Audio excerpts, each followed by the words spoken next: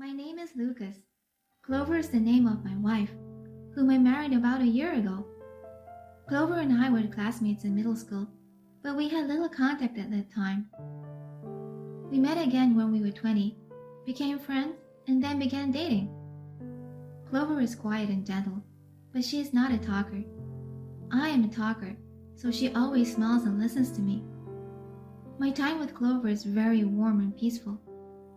It was only natural for us to consider our future together. In our 4th year of dating, at the age of 24, we got married. We lived a happy life after we married and celebrated our first wedding anniversary. I am a regular office worker, and Clover is a nurse. After work on Friday night, we met up at the restaurant where I proposed. Sorry I'm running late because I changed my clothes in the department store's bathroom. Clover arrived 10 minutes after our meeting time, dressed in a beige one-piece dress. She always dresses casually to work, so she had to change after leaving the office. That's alright, should we go in? Of course, I like Clover the way she is in everyday life. It's been a while since I've seen her outside the house, and seeing her all dressed up makes me nervous but excited. And the food and the drinks are still as tasty as they were a year ago. Spending time with her and chatting with her is more enjoyable than usual for me. I am overjoyed that we can celebrate our first anniversary in this manner. As a token of my happiness, I gave her a small bouquet. It was a bouquet full of roses, Clover's favorite flower. I am not usually a romantic person, but I decided to try to follow the advice of a celebrity couple who had mentioned bouquets on anniversaries as a secret to their happiness. I was nervous, but I'm glad I saw Clover's happy face. I'm looking forward to spending more time with you. We laughed and said this to each other, and the anniversary dinner was over. I was filled with a very happy feeling, and with Clover. I knew I'd be able to overcome it, even if our family grew or we faced a difficult situation. But, as if to put us to the test, the big obstacle arrived sooner than expected. It was about a month after our first wedding anniversary. I work in sales, and at about 3 p.m., I finished our last business meeting. I called my boss, and he said I could go home directly. Clover was also off today, so I was happy to be able to leave early and drove quickly. During a red signal light on the way, I considered sending a message to Clover. But my silly spirit of wanting to surprise her by showing up unexpectedly took over, so I didn't text her. I bought Clover's favorite cream puffs for both of us at a convenience store, and then, about 10 minutes from home, I came to an intersection. Right next to the traffic light where I had stopped, I noticed a familiar face. It was Clover. Since it was her day off, I wondered if she was out eating with friends. I thought so, but as I looked at her, surprisingly, there was a man her age standing beside her, happily holding her hand. What I was seeing was unbelievable. I rubbed my eyes and looked again and again, but it was clearly Clover's face. I was confused, but the light on the vehicle side was green. I couldn't stop because the car behind me was beeping. I had to accelerate the car and concentrate on the road, telling myself that Clover would never have an affair. But I was certain Clover was walking with another man. I parked my car in the parking lot of a large neighborhood parking and thought alone for a while, unable to make sense of the situation. But even after thinking about it, I couldn't get my thoughts straight, so I decided I'd just have to wait and see how Clover reacted. Finally, when I returned home after roughly the same time as usual, "You're home!" Clover greeted me with her usual smile. Yes, I'm home." It was anticlimactic because she was behaving so normally. I was curious whether she felt guilty or not. Or is she this way because she has nothing to feel guilty about? But they were holding hands, and there is no reason for an adult man and woman to hold hands unless it is for an indecent purpose. The more I observed Clover acting naturally, the more perplexed I became. Harper's grandmother sent her a lot of asparagus today. She shared them with us, so we're having an asparagus party, Clover said happily as she went to the kitchen. Harper is Clover's best friend from middle school, and I was in the same club with her back then, so I'm familiar with her. Oh, I see, I responded blankly, unable to focus on the conversation. Oh, aren't you happy? I thought you liked asparagus, didn't you?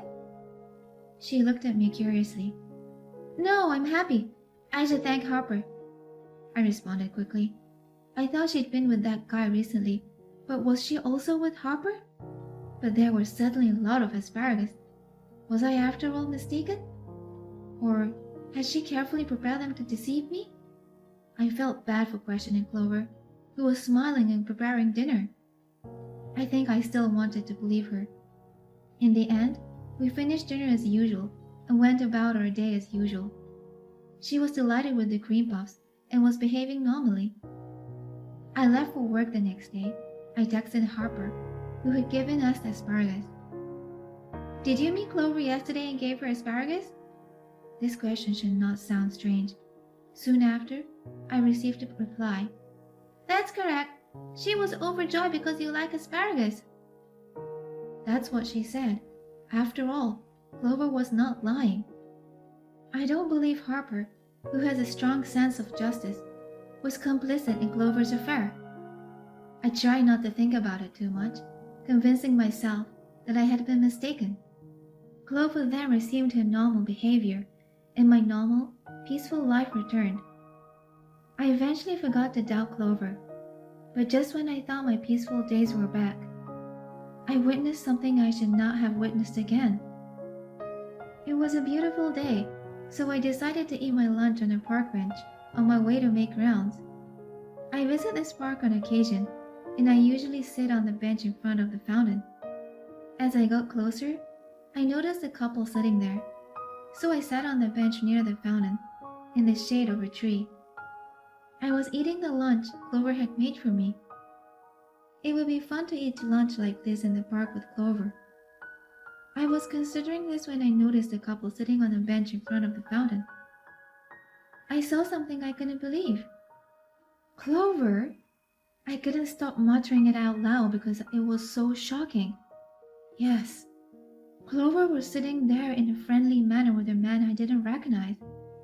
She was smiling at the stranger with the same happy smile I see on her face all the time. I couldn't believe what I was seeing. There was no way I could have misidentified Clover. Or rather, it was Clover, and there was no way I could have misidentified her. While my mind wandered, the two of them stood up and walked away hand in hand. Is she so obsessed with that guy that she didn't notice I was right there? If she had changed her mind, she should have told me straight away, but she was trying to be nice to both of us. My heart was filled with sadness and an unforgiving feeling. Later, I completed my work and returned home at the usual time. Clover, who appeared to have just returned home, was there. There you are. I just got home too, so I'll hurry up and make dinner, she said. How could she act so normal? Could it be that she has been deceiving me for a long time and is accustomed to lying? Where have you been? I asked. What? I went to work. Clover is a nurse at a clinic, and she's always at work on weekdays. I know that, but she was walking in the park with a guy during the day. I knew Clover wasn't going to tell me the truth. Clover is trying to deceive me to no end. Her dishonesty compelled me to take action in this matter. You don't have to lie anymore, I told her so. Clover didn't seem to understand what I was saying. What? What are you talking about? She replied. I couldn't stand such a stupid act. I handed to her something I had prepared and told her, I can't believe you anymore. Get out of here. The divorce papers were in my hands. What? Why? What do you mean you can't believe me? Clover appeared to be about to cry and was confused. It's incredible how tears flow when she's not even sad. That was what came to mind, but I couldn't bring myself to tell her. You should think about it carefully. I'm not returning home today. With that, I left the house. We had recently celebrated our first wedding anniversary, and I was looking forward to the future. I had no idea the future would be like this. With such despair in my heart, I checked into a nearby budget hotel that day. The next day, I went straight to work. During that time, I didn't hear from Clover, but I did receive a message about the time I finished work. I thought about it, but I couldn't find anything in my mind that made you so angry. But I am sorry that I intentionally made you feel bad. I want to be with you and will make an effort to do so. So I want to talk to you again face to face. I'd like to hear from you at any time. I sincerely apologize. Clover's words were very Clover-like, expressing her genuine feelings. If it weren't for the fact that she was having an affair, I can't believe she's still deceiving me after all that.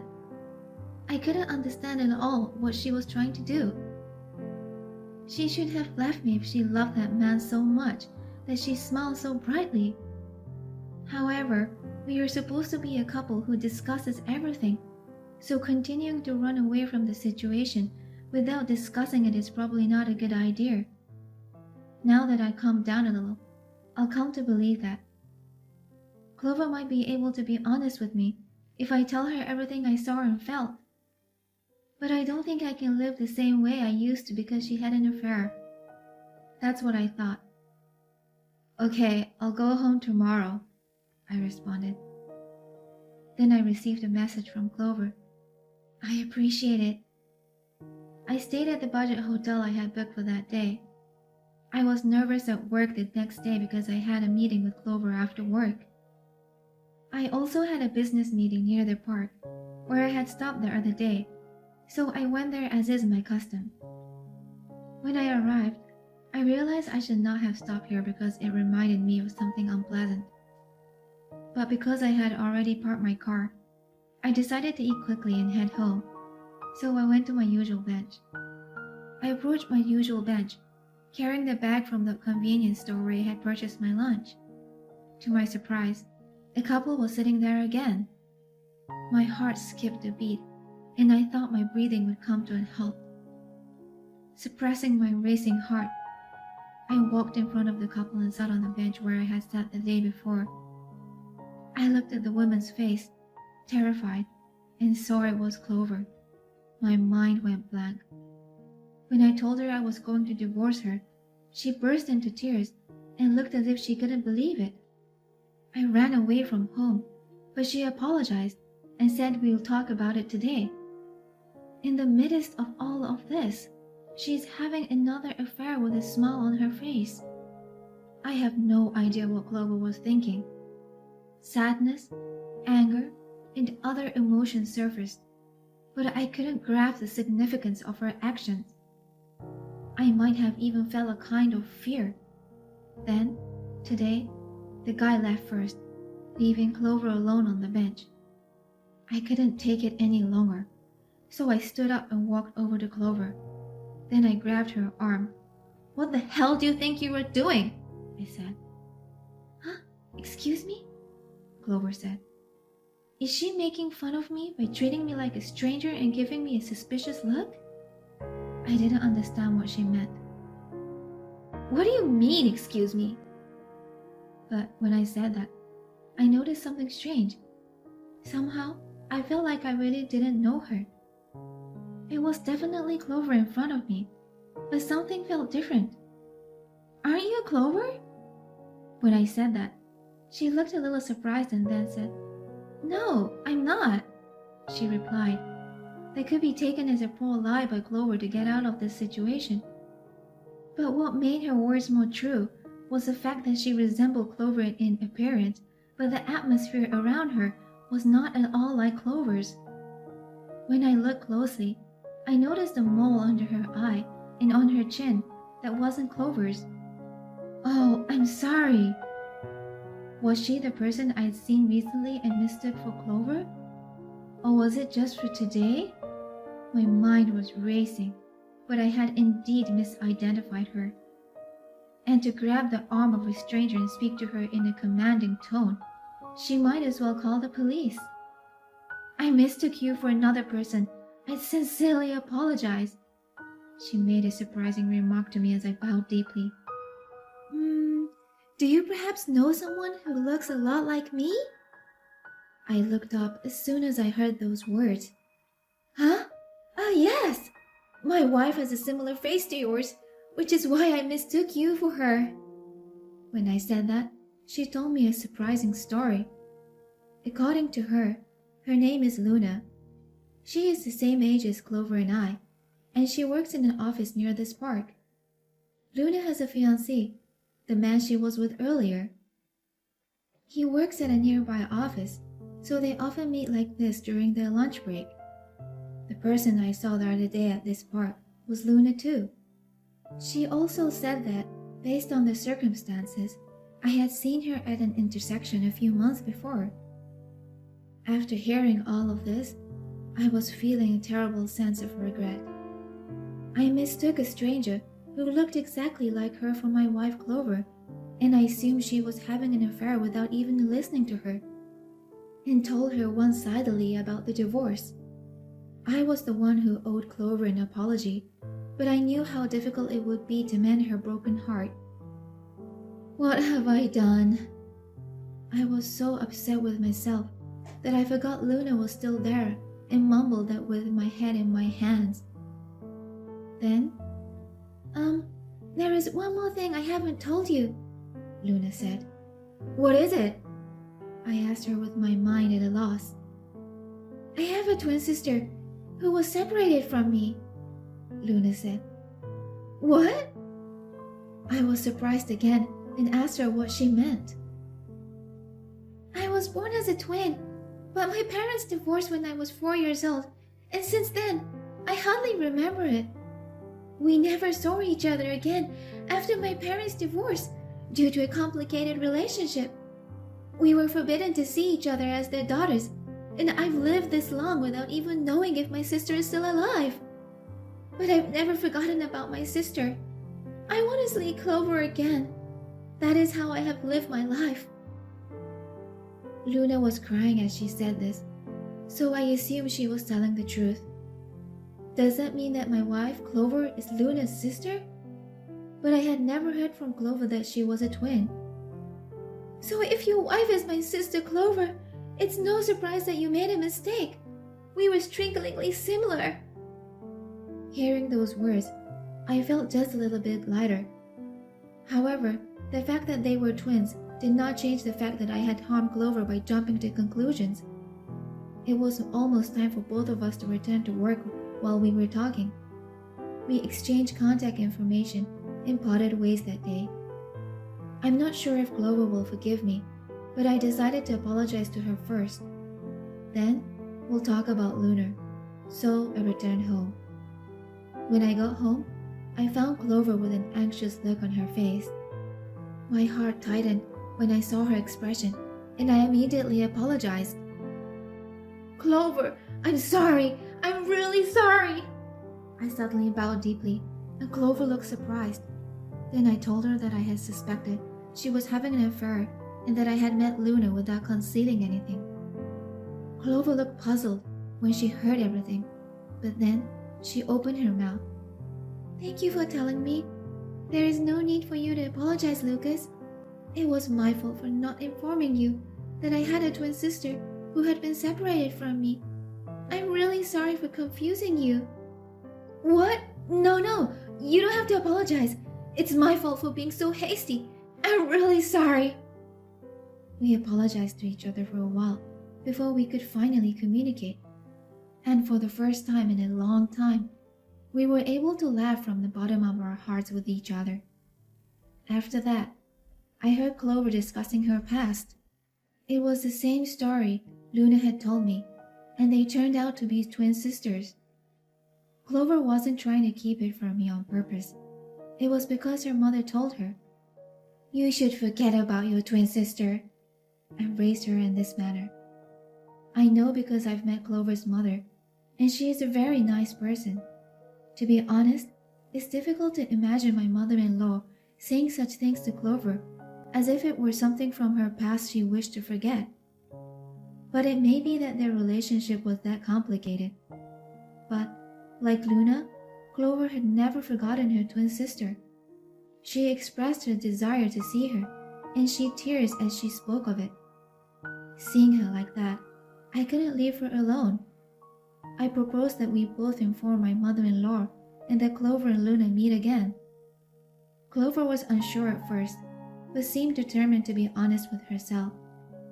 We went to see Luna again after getting my mother-in-law's approval. Clover and I went to the park. We arrived much earlier than the appointed time, but Luna also came to the appointed place 10 minutes before. They really are twins. That's what I thought when I saw the two of them together for the first time. As soon as they were reunited, they hugged. "Thank goodness, you look well," Luna said. "You too, Luna. I've missed you for a long time." With that, Clover started crying first, and then, almost at the same time, Luna started crying too. I concluded that they were, in fact, twins. They were entirely absorbed in twins' world, chatting happily. I was completely cut off from the conversation, but I was really happy to see Clover smile. I would not have sat on this bench with such a peaceful feeling if I hadn't met Luna. Thinking about that, I was truly happy to see the two of them looking so happy. Since then, Clover and Luna have been meeting frequently. A few months later, we were invited to Luna's wedding. Clover was overcome with joy as she witnessed her twin sister's special day. A year later, Clover and I had a child. Luna frequently visits us and cries with delight. Because I am not a twin, I can only imagine how close they are. But when I look at them, they share their joy with me. It was not a happy time for me or Clover when I suspected infidelity. But if it was a barrier that we had to overcome in order to be happy in this way, then I can say that the previous incident was worthwhile.